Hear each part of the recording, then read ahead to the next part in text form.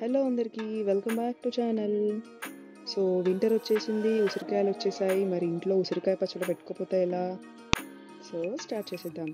First అయితే ఉసిరికాయలని నీట్గా కడిగేసుకొని ఇలా ఆరబెట్టేసేసి తడి లేకుండా ఇలా లైట్గా, వాటిని ఏమంటారో తెలియదు, లైట్గా గీతలు పెట్టుకోండి. ఇలా చేయడం వల్ల ముక్క అనేది మంచిగా మగ్గుతుంది. సో ఇప్పుడు ప్యాన్ పెట్టుకొని అందులో కొంచెం అంత ఆయిల్ వేసుకొని మనం ఘాట్లు పెట్టుకున్నటువంటి ఉసిరికాయ ముక్కలు వేసి లైట్గా సాల్ట్ వేసుకొని అవి ఒకసారి కలిపేసి మగ్గు పెట్టండి, మూత పెట్టి.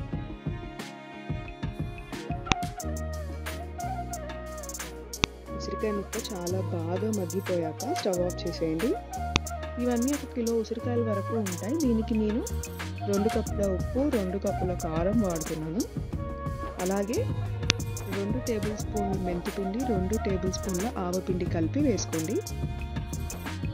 ఇదంతా బాగా కలపండి.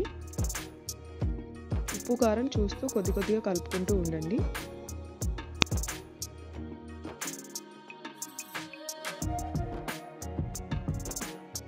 ఇప్పుడు మిగిలిన కారం, మిగిలిన ఉప్పు, ఇంకో 2 స్పూన్ల ఆవపిండి, ఇంకో 2 స్పూన్ల మెంతిపిండి కూడా వేసేసి ఒక పెద్ద ఎల్లిపాయలో కొన్ని ఎల్లిపాయల తొక్కు తీసేసి ఇలా వేసేసి బాగా కలపండి. మొత్తం ఉప్పు కారం అంతా బాగా ముక్కలకి పట్టేదాకా కలపండి.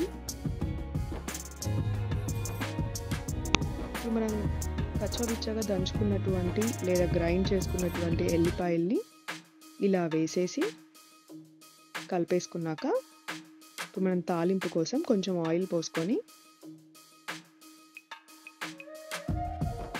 ఏం వేయకండి, జస్ట్ జీలకర్ర 2 ఎండుమిర్చి వేసేసి ఆ తాలింపుని ఆ పచ్చళ్ళలో కలిపేసేయండి. ఇప్పుడు పచ్చడి చల్లారాక ఒక పెద్ద నిమ్మకాయని పిండేసి ఒకసారి కలిపేయండి.